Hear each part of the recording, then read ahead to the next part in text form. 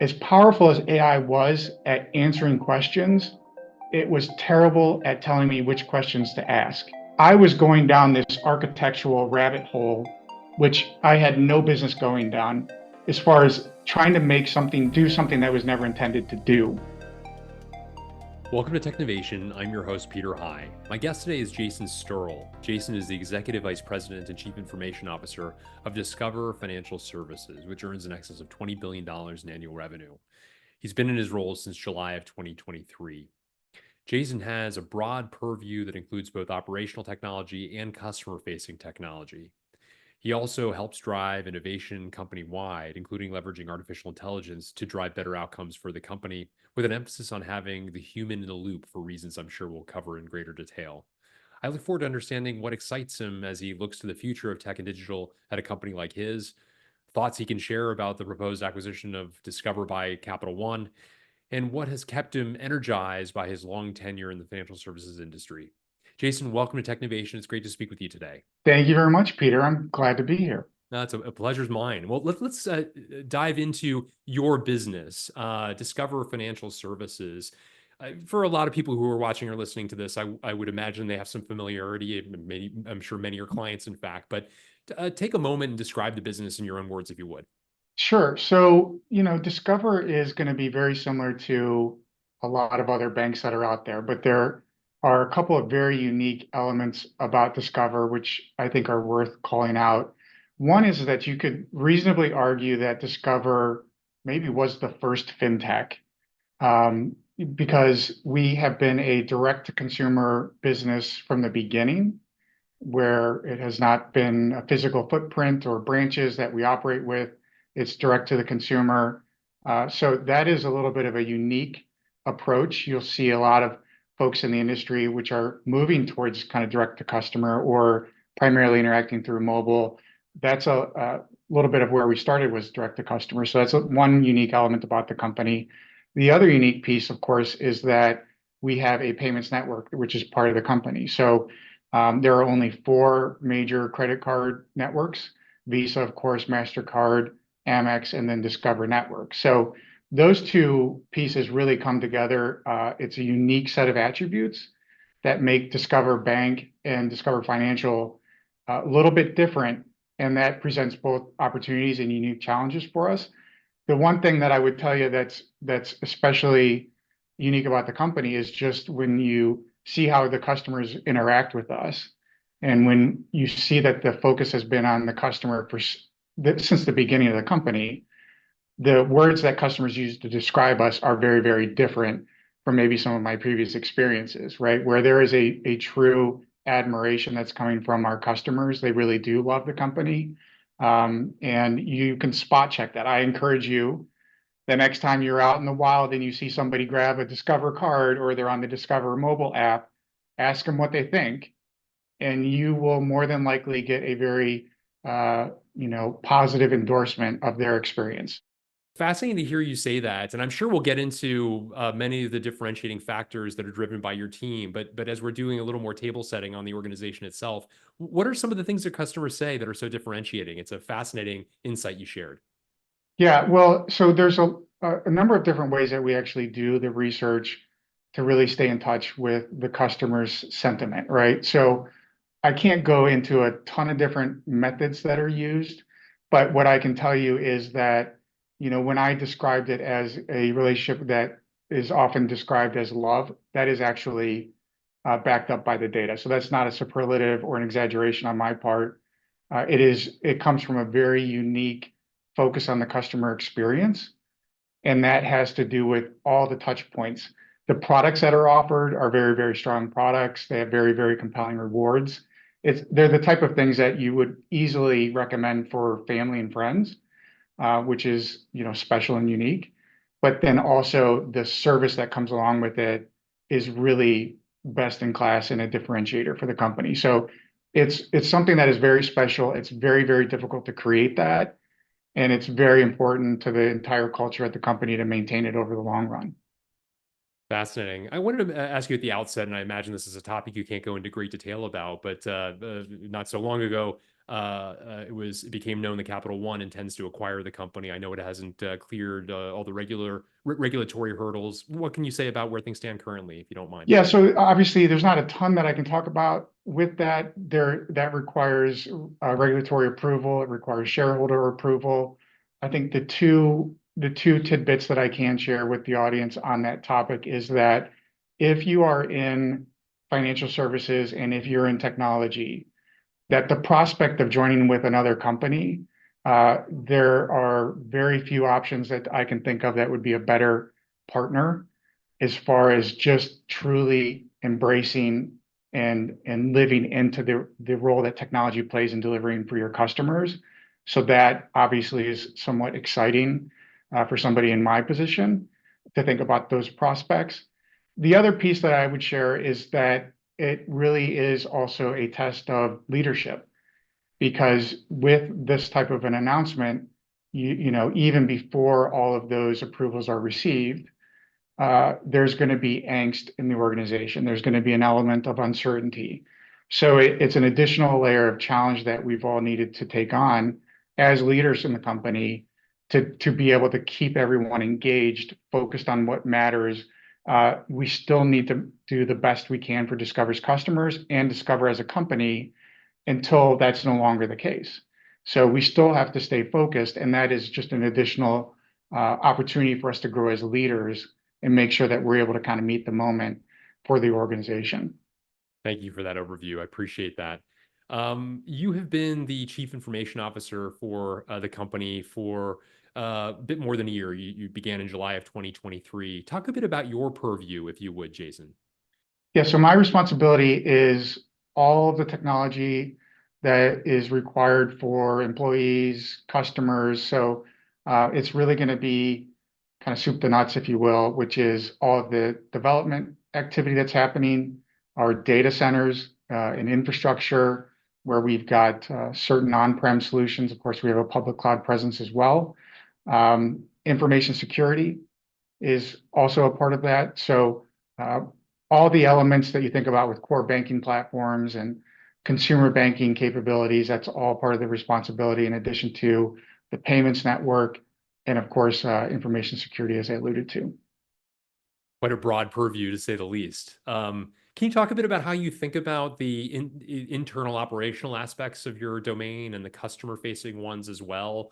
What sort of synergies are there? There's certainly, I'm sure, numerous differences, needless to say.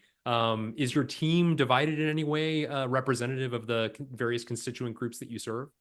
Yeah, so we're how we set up the organization, of course, it represents your values and your focus or your mission, which can change a little bit over time. And I think a lot of times when we think about how we design on verticals and horizontals, if those are the two main dimensions, we have our verticals oriented towards our major business lines because we are obviously partnered very closely with our businesses to deliver business value. That's our primary purpose.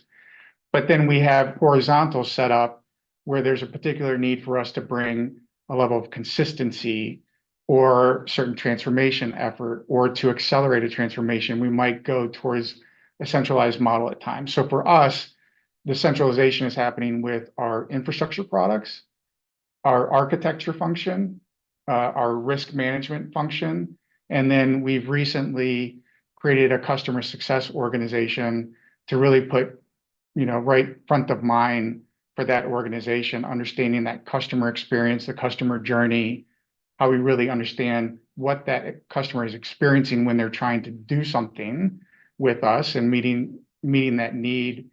We talk a lot about the moments that matter. It's got to work perfectly. You got to meet those expectations or exceed them every single time. And of course, that's happening millions of times a day. So we've recently, restructured somewhat to be focused on that customer success as well. And as you think about those customer journeys, can you talk a bit about how you engage with customers to diagnose that? Yeah, so I've alluded a little bit earlier in the conversation around just some of the research that we do since we are so customer focused. So, generative research, and there's an amazing marketing team that's really staying in touch with customer expectations and needs. So that's very well established. But then for us, it's really about understanding what are all the data elements that describe the particular job the customer has hired us to do. Obviously, when we're building technology, we have a tendency to see the world through those capabilities, right? Even in many cases, when you're operating different products in the business, you're going to see the world through that product lens, which is obvious. Our customers never see things that way. Our customers think about things like, do I have enough money to make this purchase? Do I have access to the credit that I need for the upcoming month? Did I make this payment on time? So that our customers are always thinking about an experience which is spanning multiple capabilities. So we need to put a lot more metrics, data, and tracking around the job that they're trying to do. Not how we see the world, but the job that they're trying to do. So actually documenting and putting the right metrics in place to understand, all right, seeing if you have enough money, that's an experience. What are the key attributes around that? What are the response times like? Where might there be latency? Where might there be challenges that the customer is experiencing? So really trying to see the world through their eyes and, their life, for lack of a better way to put it. What is it that they are trying to do, and what have they hired us to do? That's what we need to be focused on. Very well described, Jason. I really appreciate that. I also wanted to talk to you a bit about some of the areas of innovation where you and your team focus your attention. One of the areas that you've mentioned in a prior conversation to me that you think is really ripe for innovation and differentiation is around risk management. And I know for a lot of people who are listening or watching this, probably not the first topic they would have anticipated, but I think it makes it all the more interesting. I wonder if you could double click further on what you mean by that. So as soon as I say that in any type of public setting or a large group, everybody's eyes glaze over and they think it's nap time, right? So that's a natural reaction. I don't want anybody to be disappointed by it. But the fact of the matter is that financial services is a highly regulated business, and for all the exact right reasons. We have to provide a safe financial services system for the country to operate effectively, right? So we are a part of that. And as we scale up, the need for the risk management framework that is addressing things like financial risks, credit risks, operational risks, that has to continuously adapt and grow to meet the needs of the business and your products that you're putting out there for customers. And that it is often viewed as this thing that you have to do so that you can get to the business value or the new product that you want to roll out. But there is a ton of opportunity for a paradigm shift to be thinking about that as a way to differentiate yourself. Everybody in the industry needs to meet these requirements, and there are laws being passed through every different jurisdiction across the country constantly. And all of us have to meet those laws on a timely basis, and we need to be able to do that on a sustainable basis. So there might be those in the industry that are going to do that with thousands and thousands of people doing manual processes, or there might be others that are able to do that with very innovative solutions that allow that to happen much more quickly, in a much more robust fashion, and be sustainable over time. So if you think about all the different mobile apps that are out there, and you think about the different checking products that are out there and the deposit products that might be out there, there's not a ton of difference between those from one company to the next, right? So we're competing on very kind of thin margins, if you will, or slight variations from one to the next. But we all need to do this. So to even be in the game, we have to be able to do this and do it well. And the companies that are able to do it very well and do it through innovation and creative new capabilities that they can use to bring to this problem, I think will be able to do faster time to market to meet the needs and expectations of their customers. And it'll be just baked into the foundation of how they do everything. So that's where I think there's an enormous opportunity across the industry to see this not as almost a burden, but this is an area that is completely ripe for innovation. And there's just a lot of different approaches we can take to, solve those problems. In this setting, Jason, that is in light of what you just said and beyond it, I'd be interested to understand the role that artificial intelligence plays. As I hear you talk about taking what is for many organizations, maybe thousands of people in manual processes and finding ways to automate those, one quickly leaps towards the use of algorithms in order to do so. Can you talk a bit about perhaps initially the ways in which the organization is thinking about it in light of what you've just described? And I'd love to also understand where you see the broader opportunities, what excites you as you think Yeah. about future innovations associated with AI. So I think it runs so many different dimensions to this, right? So if you think about generative AI, it can be extremely helpful to help somebody do their job. So just understanding all of the requirements and policies and procedures around somebody doing a job, answering calls or following up with customers, there's all kinds of policies that are wrapped around that interaction. And in certain cases, you can say that there's a human in the loop. Generative AI can actually help that human do their job more effectively and stay within policy while still meeting the customer's expectations. So that's one element of it. The other element that you can look at is if you think about these laws themselves that are being authored again through thousands of different jurisdictions, each different state, county level, city level, it's all unstructured text, pages and pages of unstructured text. So being able to pull the key concepts out of that volume of information and start to derive insight from what those requirements are actually trying to articulate, you can start to gain now. You're actually starting to take very unstructured data and you're starting to bring some structure to it. Then you can couple that with how you actually operate. So your processes, what you've identified as your risks, what you've identified as the controls to mitigate those risks. You start to have this data go from being just a wild, wild west, plethora of unstructured data. You start to bring some, similarities to these concepts that you can extract and actually help understand where are you potentially missing some risks that you need to account for, or where is there a potential gap or an anomaly in a process that needs to be enhanced.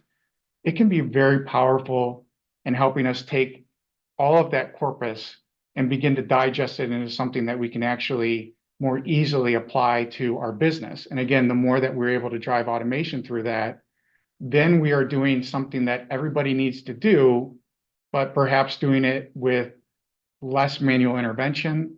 We're able to do it maybe more quickly and apply it more sustainably over time to make sure that it's still mitigating the risks that we see presenting in the environment. And one of the things I've appreciated in getting to know you a bit, Jason, is the power of analogies that you use. And one that you used with me recently was around self-driving cars as you think about the use of artificial intelligence and the human interaction with it. Can you talk a bit about that analogy and why that resonates with you? Yeah, so there's, as we think about the generative AI solutions, there is a view that you've got generative AI, which might be operating autonomously, interacting directly with the customer, making certain business decisions. And I think we all understand that the risk that presents really requires very close monitoring and understanding and far more robust set of processes that it needs to go through versus human in the loop, where the generative AI solution is helping an employee do their job. And what we've been thinking about is that over a period of time, the better that a generative AI solution becomes, the more the human is more likely to depend on it. So I use the example of self-driving cars, that the better that capability becomes, it's the less that the human is actually paying attention to what's going on. We think there's a human in the loop, but we've actually begun to train the human to not really pay attention because we've gotten better at the machine being able to do this work. And a great example of that is actually, so I still write code, but I do it more as a hobby with one of my kids, to learn new things. And we were recently standing up a new application and using ChatGPT, which is phenomenal for getting things started quickly, getting your environment up and running quickly. But as I was interacting with that tool over time, it started off with, can you help me solve this little problem I'm having with this code snippet? And then a little, like the next day, I noticed that I was copying and pasting the entire script and saying, help me understand where the problem is.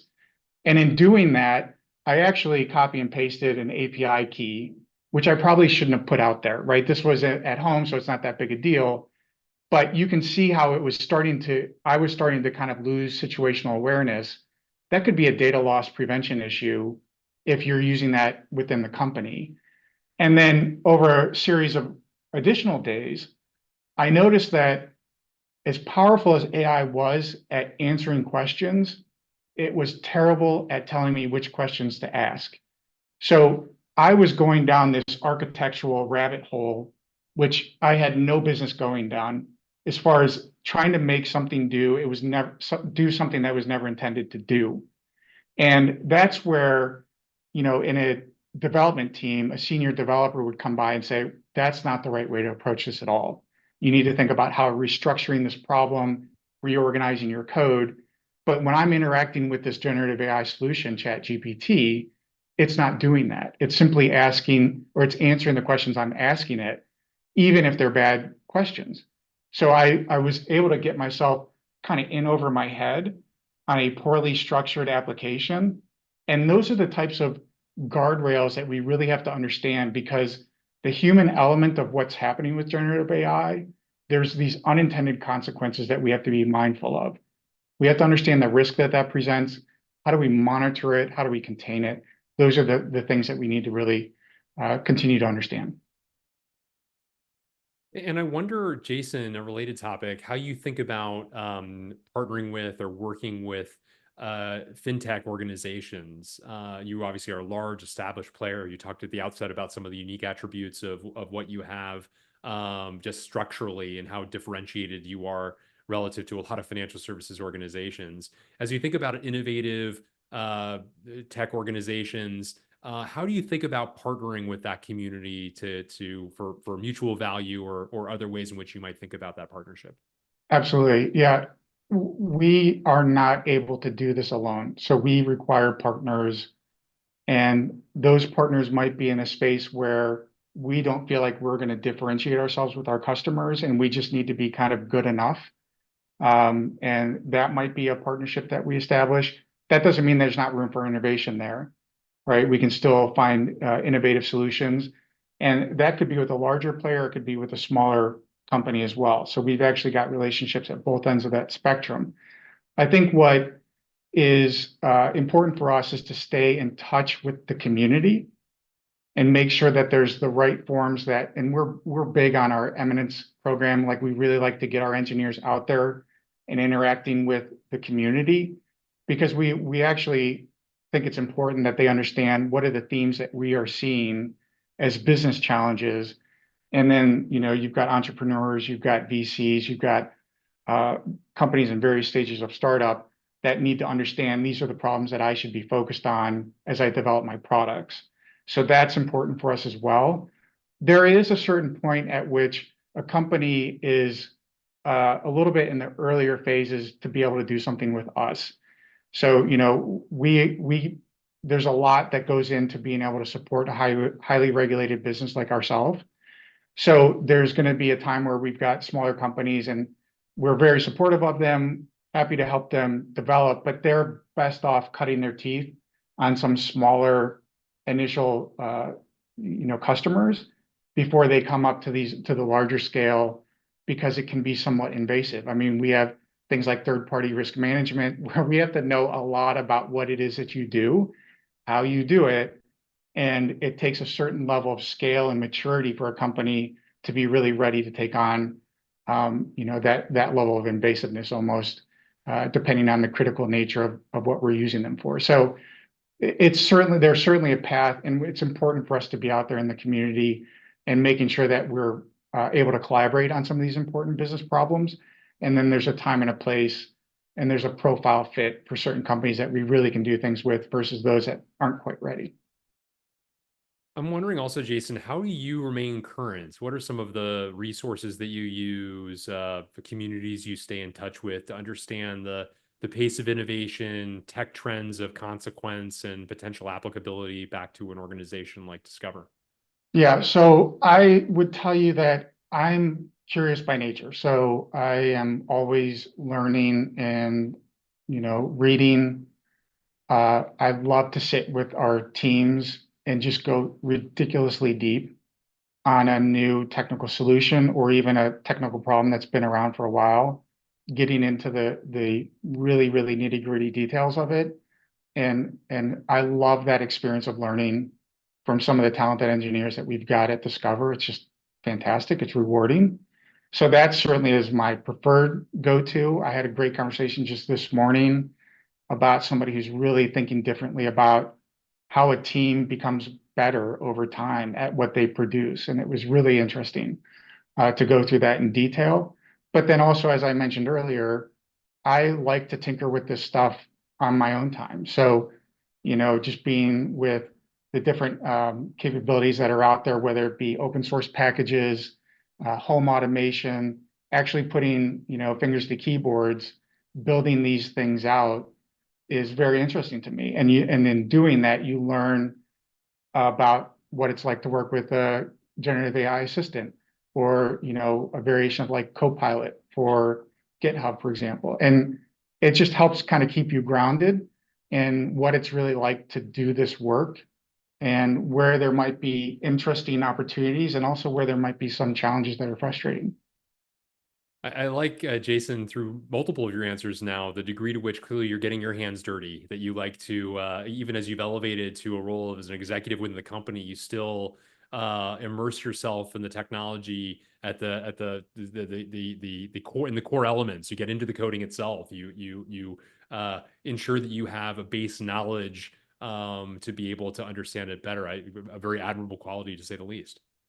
I mean, I'm fortunate to be able to do that, and I think it's important for people to understand what is it that they really are curious about as a person, and then you really do need to almost work to structure the work around you to leverage those curiosities. That's really what's going to get the most out of any individual or any team. I'm no different, so that's kind of how I see it. I want to ask you a little bit about, especially in light of so many topics we've been talking about, new innovations that have been brought to light in recent months and years. How do you think about talent strategy, both providing the mechanisms to train existing employees on the skill sets, the technologies of the future, while also thinking about coupling that presumably with some strategic hires as well? Talk a bit about your talent strategy. So we've got a talent strategy that, and it really is part of our focus. Certainly this year has been a big part of our focus, and it involves multiple dimensions, as you would expect, making sure that you've got kind of the right talent and the right roles, whether that be through being very intentional about how you rotate people into different experiences. A fresh perspective is enormously powerful. Over a particular period of time, people will begin to see barriers that don't exist. It's just human nature. And we can reset that by bringing them into a completely different environment where they see things from a fresh viewpoint, right? So that is very powerful for an organization to be intentional about that. Then, of course, we still want to add in folks at the right moment from the outside that can help kind of bring in that additional perspective, different set of expectations and behaviors that come along with it.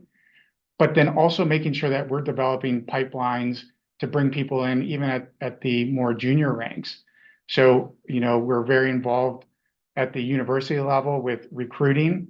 We have an internship program, which is incredible. We have a new grad program, which is very, very robust and has been very successful at retention over multiple years, which is really difficult to do with that particular demographic. And in doing so, we are always conscientious of the work we have to do in actually creating a diverse environment. Obviously, that goes into making sure that we've got the right environment for people to feel like they can be themselves and bring their full selves to the job. But then also the composition of those teams is coming from a diverse set of perspectives. So, we're super proud of Chatham Tech Hub, which is a tech hub that was established. It is with a community center that we developed in the south side of Chicago. It has call center agents in there, but that's a pathway for somebody from the south side of Chicago to get into, maybe it's a call center job to begin with. It can transition into an apprenticeship in a technology role where they can do robotic process automation. And the idea behind that is that we can expose that individual to a complete career path they may not even know existed. And then that just feeds back into the community. And now you're starting to develop an impact to that community. You're developing an amazing talent pipeline for the company. And that has just been so rewarding, both on pure business value and just from what it means for the employees that are involved in that. So that's been a huge accomplishment for the company, something we're very, very proud of. Rightfully so. It sounds remarkable. I appreciate you sharing that anecdote among others. I wanted to ask you also, we've talked about a number of trends that you are taking advantage of now. If you think a few years out, what are some things that emerging technologies or other trends that excite you as you look a little bit further into the future? So I think that I've touched upon this already a little bit, which is, seeing these regulatory hurdles as a barrier to entry, the ability for financial services to, become more efficient in managing through those hurdles, if you will, to other entrants will be something that I think we will be very focused on. I also think that it might create new entrants as that becomes potentially a lower and lower hurdle or barrier to entry. So that is one dynamic that I think is going to be very interesting to watch. There's a general push for more openness and portability across the financial services industry. That'll be an additional element that'll, create unique opportunities and unique challenges for especially incumbents within financial services. So I think that's going to be something that's important to watch. And then, as I kind of mentioned earlier, just with the power of generative AI, there are all these benefits that come with it, but there are also risks.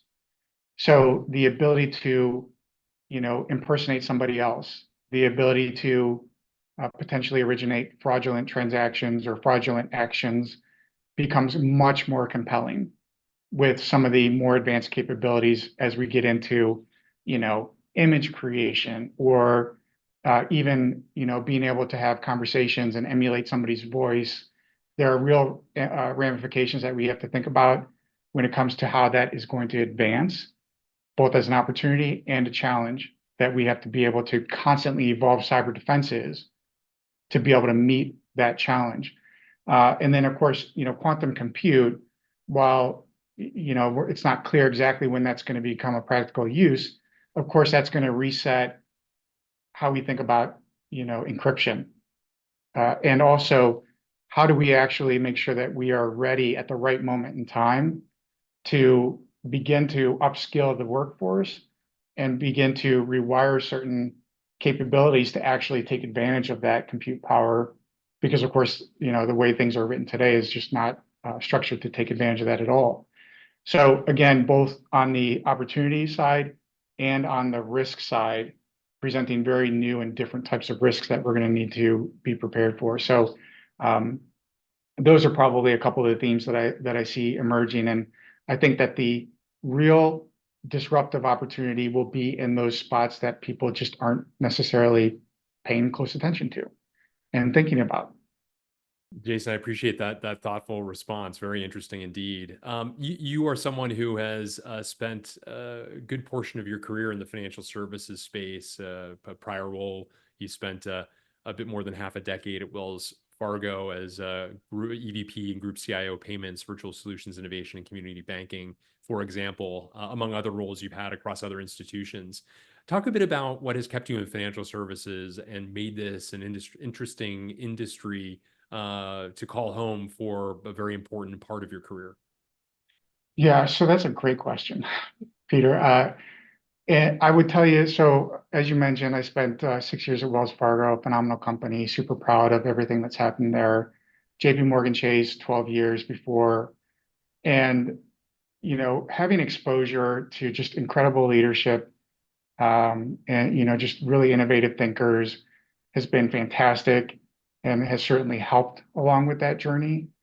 The other thing that has just been compelling for me is that the impact that you can have working in these companies is quite substantial. It may not be the thing, you're not going to be able to barge into the next cocktail hour and open with this necessarily, right? But, for me, I had core banking responsibility across two of the largest financial services companies in the country, and also core banking responsibility here at Discover. So every financial transaction that's happening right now, a system that I've been responsible for is on one end or both ends of that transaction, statistically speaking, across the country, right? And that's gratifying. I was clearly supporting teams that were really doing that work, but I was also closely involved in how those things operate, and to realize that the U.S. economy and all the way from the biggest scale all the way down to somebody trying to check out at a cash register, they're all counting on that to work perfectly every single time, millions and millions of times each day. So I love that responsibility, and I think it's very gratifying to know that if you can make enhancements and improvements and move things forward on these incredibly critical platforms, that there's just a sense of satisfaction that comes with it for me, and really being able to have an impact and make a difference. So, it really comes down to producing business value for a customer, delighting that customer in the moments that matter, and knowing that they're counting on you millions of times a day is an incredible opportunity. It's an incredible responsibility. And it really does, help, I think, many of us come in to work every day knowing that what we're doing is important and makes a difference. So that's, I think, been a common theme or a thread, if you will, through my journey and brought me here. Great answer and an inspiring one to boot, Jason. Thank you for those reflections. I wanted to ask you as a final question: is there anything you've recently read, watched, and or listened to that you would particularly recommend to some peers? Okay, so I knew this question was coming, Peter. I was able to kind of go and grab from Audible a couple things that I am recently kind of been involved with. Trillion Dollar Coach, which is a book about Bill Campbell, who's kind of a legend within certainly the Valley area, if you will, and just incredible insights and perspectives on how he has coached some of the most amazing leaders there are in the industry. Financial Intelligence, which is a book by Karen Berman and Joe Knight. It's really important, I think, for us to understand, how does the work we do impact the company? It all comes down to, we are a business, and how do the financials actually work? How are they represented? How should we more effectively manage them? So it provides a lot of very important insight for me to understand really how the work we do affects kind of what our shareholders and the investment community sees, as well as our employees and our community. So those are a couple of books that I think are timely recommendations. Great suggestion, certainly, Jason. And I want to thank you for a great conversation across a variety of topics, emblematic of the remarkable work you and your team are doing, the work you've done across your career, more generally speaking, and a bit more about what's to come and what is exciting you as you look into your crystal ball. I appreciate you taking time and sharing your wisdom with us through this conversation. I really appreciate the opportunity to have the conversation. This was fantastic. Thank you, Peter.